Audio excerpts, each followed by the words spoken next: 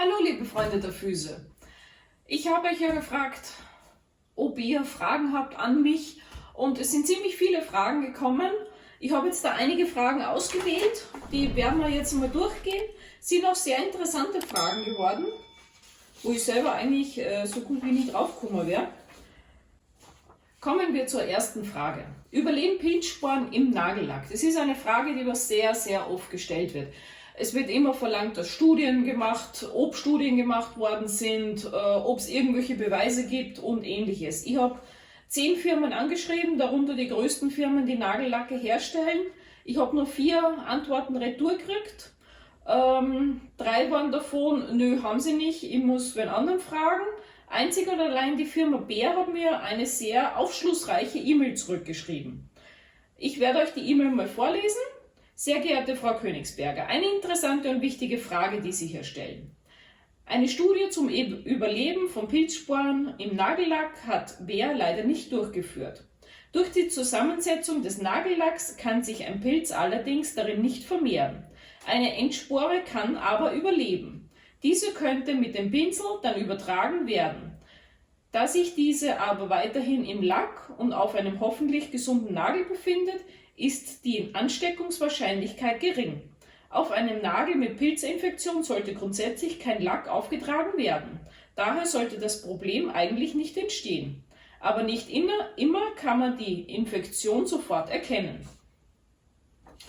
Also, wie schon viele von euch geahnt haben, kann der Pilz im Lack überleben, also die Spore, nicht der ausgesprossene Pilz. Ja, mehr ist dazu auch nicht zu sagen. Nochmal vielen Dank an die Firma Bär für dieses aufschlussreiche E-Mailchen. Nun kommen wir gleich zur nächsten Frage. Und zwar, gibt es mehr Lungenpilzerkrankungen bei Podologen und Fußpflegern oder ist es eine Berufskrankheit? Also die Berufskrankheiten sind ja aufgeschlüsselt, da gibt es ja so eine ganze Liste, die könnt ihr euch bei der BG runterladen.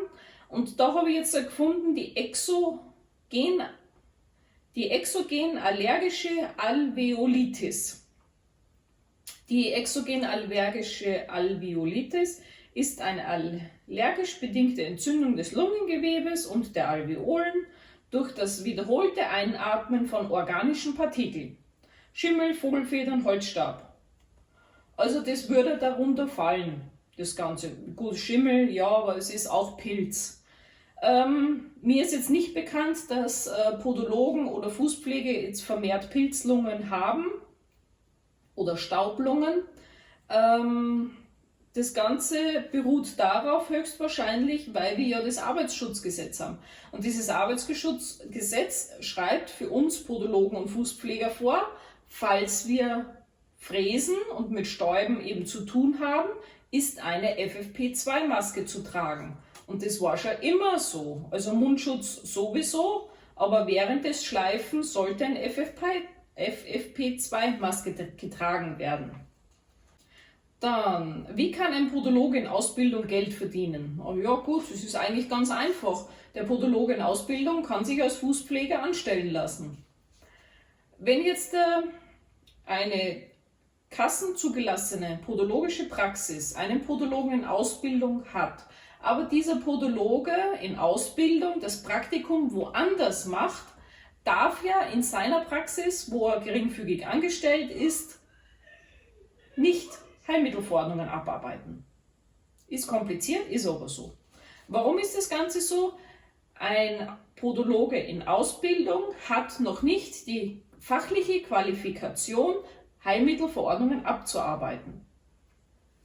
Ein Podologe in Ausbildung mit Praktikumsplatz hat es schon, nee, hat es auch nicht, aber er arbeitet ja unter Aufsicht. Und auch im Krankenkassenvertrag ist drinnen geregelt, dass Praktikanten, also Podologen in Ausbildung mit Praktikumsplatz, am Patienten mit Heilmittelverordnung mitarbeiten dürfen, weil sie ja unter Anleitung arbeiten.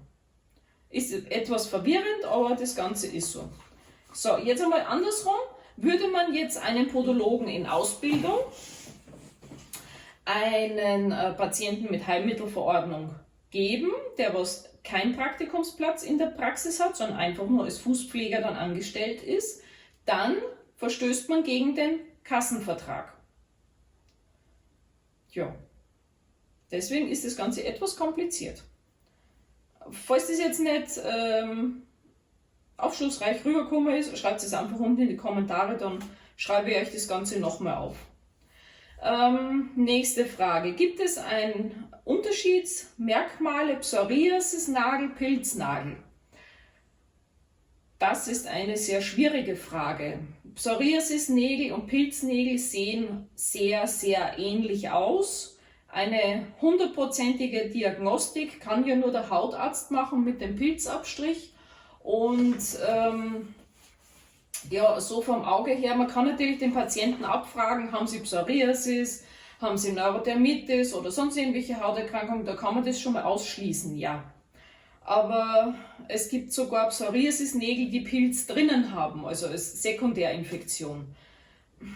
Es ist sehr, sehr schwierig. Auf der sicheren Seite ist man immer, wenn man den Patienten zum Dermatologen schickt und eine Pilzkultur anlegen lässt und das Ganze ordentlich untersuchen lässt. Warum haben Menschen unterschiedliche Beine? Ein Fuß ist befallen mit Pilz und der andere hat nichts, oder ein Fuß hat ganz viel Druckstellen, der andere nichts. Das hängt damit zusammen, dass wir ja unsere Füße nie gleich belasten und die Durchblutungssituation in beiden Füßen ist ebenfalls unterschiedlich. Und wenn ich jetzt da ein Bein habe, wo ich nur drauf stehe, was einfach mehr Belastung abkriegt, dann hat dieses eine Bein auch mehr Druckstellen. Dann ist dieses eine Bein auch mehr belastet als wie das andere. Und da kommen halt früher Verschleißerkrankungen eben raus, was am anderen Bein nicht ist, was eben dann entlastet und geschont wird.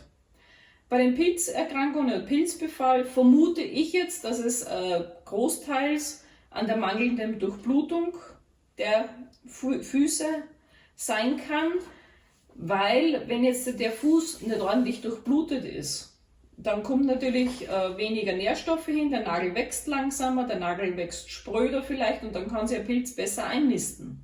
Auch das ist möglich. Ihr könnt es mir gern korrigieren, falls ich jetzt das Ganze nicht in eurem Sinne gesagt habe. So, nächste Frage. Was hältst du von Fußlesern? Fußprobleme aufgrund ungelöster Konflikte? Ja, da muss ich jetzt ein bisschen schmunzeln. Ich habe in anderen Videos schon mal gesagt, es gibt zwei verschiedene Arten von Gesundheiten. Es gibt die psychische Gesundheit und es gibt die körperliche Gesundheit. Die psychische Gesundheit kann die körperliche Gesundheit ja beeinträchtigen, das stimmt schon. Und die körperliche Gesundheit kann die psychische Gesundheit beeinträchtigen.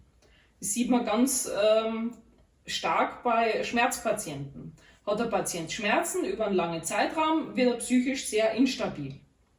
Hat der Patient viel Stress, dann hat er körperlich auch Auswirkungen. Magen, Darm, Haut, was auch immer. Und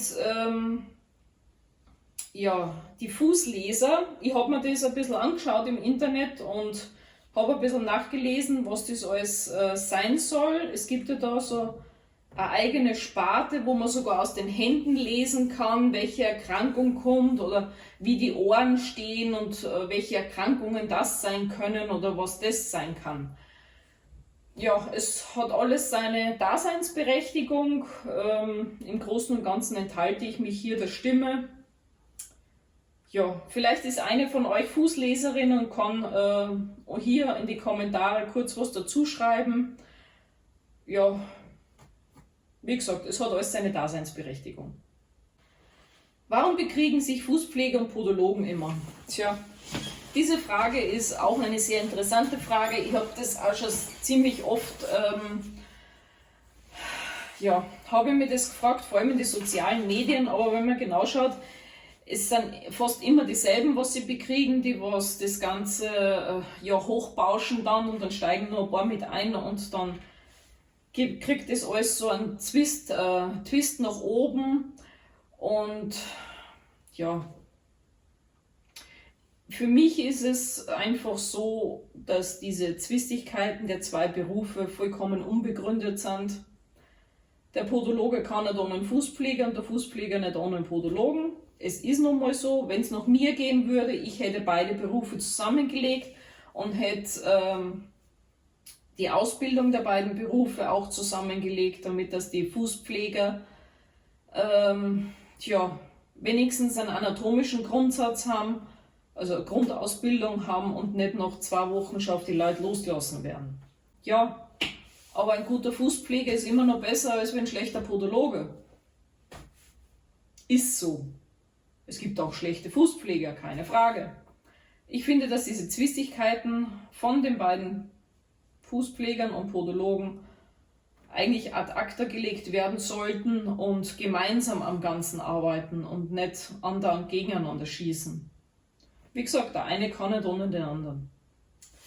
So, die nächste Frage finde ich auch sehr interessant. Warum dürfen sektorale Heilpraktiker der Podologie Akupunktur, Spritzen, innere Behandlungen wie Homöopathie, Nahrungsergänzungen und ähnliches und Darmkuren machen? Dürfen sie nicht. Ich habe das auch schon mitgekriegt, dass viele sektorale Heilpraktiker auf einmal Darmsanierungen machen wollen und Akupunktur und solche Sachen. Der sektorale Heilpraktiker Podologie ist nur für das Gebiet der Podologie. Und meines Erachtens hat jetzt der Fuß keine Öffnung, wo ich was reinstecken könnte zur Darmsanierung. Es sei denn, ich mache eine Wunde, dann kann ich da auch was rein, aber das ist, nee. Akupunktur, Spritzen, Homöopathie, selbst das, ich weiß jetzt noch nicht, warum dass sie manche das rausnehmen, dass sie das jetzt machen dürfen auf einmal. Wenn jemand den kompletten Heilpraktiker hat, darf er das machen, keine Frage. Aber nur die sektoralen, nee. Ich muss auch ganz ehrlich sagen, wenn ich Patient wäre, ich würde das auch nicht beim Podologen machen lassen. Ich würde da zum Heilpraktiker gehen. Ja. Die sektorale Prüfung ist ja auch in einigen Bundesländern keine Aufschulung, dass man was mehr lernt, sondern das ist teilweise sogar nur ein Entscheiden nach Aktenlage. Und bei Entscheidungen nach Aktenlage, da hat derjenige, was den Antrag gestellt hat, 0 dazugelernt. Und dann darf er gleich so viel mehr. Nee, das Ganze finde ich nicht für gut. Was haben wir dann noch? Ja, wir sind eigentlich durch. Ach nee, eine Frage haben wir noch. Kann eine Onycholyse wieder anwachsen? Bei der Onycholyse ist es immer so, wo kommt die her? Kommt die jetzt von der Psoriasis, stehen die Wahrscheinlichkeiten, dass es anwächst, wieder sehr schlecht. Bei Psoriasis ist ja die Grunderkrankung und die hat nochmal die Onycholyse als Nebenerscheinung. Kann aber auch wieder anwachsen. Wenn jetzt der Psoriasis-Schub vorbei ist, dann kann der Nagel wieder schön anwachsen. Das Ganze ist jetzt nicht ausgeschlossen. Hat man das Ganze durch Stoß oder Druck oder irgendwelche mechanischen Reize gelöst, dann wächst es in der Regel wieder an. Aber hat man jetzt ein Nagelbett, das was drunter noch so eine Verhornung hat, oder das wo der Nagel wirklich andauernd immer gedrückt und manipuliert wird, dann stehen die Wahrscheinlichkeiten auch sehr schlecht, dass der Nagel wieder anwächst. Also Onycholyse ist so eine Glückssache. Manchmal funktioniert es, manchmal nicht. Man muss natürlich den Faktor, durch was ist es entstanden, den muss man beheben. Dann hat man gute Möglichkeiten, dass das Ganze wieder anwächst, aber ich habe es auch schon oft genug gesehen, dass das Ganze nicht funktioniert hat. Also ich habe es auch schon gesehen, dass ein komplett abgelöster Nagel, der was normalerweise ja abgehen sollte, aber der Nagelplatte ist drauf geblieben, hinterher ist wunderbar wieder alles rausgewachsen. Also ja, es kann wieder anwachsen, muss aber nicht. Kann man dieses Anwachsen irgendwie fördern? Schwierig. Wenn jetzt der Hornhaut drunter ist, dann kann man das schon, weil da muss man einfach nur Mittel reingeben, damit dass die Hornhaut aufweicht und das Nagelbett drunter wieder weich wird. Dann ist die Wahrscheinlichkeit auch größer, wenn eben diese Hornhaut den Nagel nicht gleich wieder abspreizt. Ja. Und gucken, dass der Nagel eben keinen Stoß kriegt, keinen Druck kriegt, kurz genug halten immer. Also wenn ich Patienten mit Onycholyse habe, ich schneide wirklich fast den kompletten gelösten Nagel runter. Weil meistens steht der irgendwie hoch und kriegt vom Schuh doch noch Druck. Und wenn man den Nagel dann so weit hinten wie nur möglich runtergeschnitten hat, dann kann man auch ordentlich unten in das Nagelbett reingucken und man sieht dann auch die Verhornungen, falls dann welche da sind. Gut, jetzt haben wir wirklich die letzte Frage. Habt ihr noch mehr Fragen, könnt ihr gern hier unter dem Video noch mehr fragen. Dann machen wir heute einen zweiten Teil, das ist auch kein Problem. Wie gesagt, sollte irgendwas ergänzen zu den ganzen Fragen, solltet ihr irgendwas haben, könnt ihr es auch gern unten in die Kommentare reinschreiben. Ja, ich wünsche euch alles Liebe, alles Gute. Bis zum nächsten Video. Eure Andrea. Tschüss.